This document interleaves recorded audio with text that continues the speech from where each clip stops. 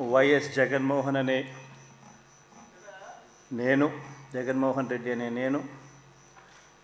శాసనసభ సభ్యునిగా ఎన్నికైనందున శాసనం ద్వారా నిర్మితమైన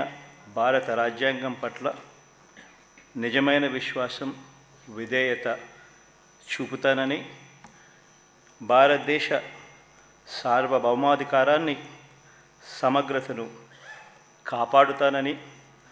నేను స్వీకరించబోయే కర్తవ్యాన్ని శ్రద్ధాసక్తులతో నిర్వహిస్తానని దైవసాక్షిగా ప్రమాణం చేస్తున్నాను.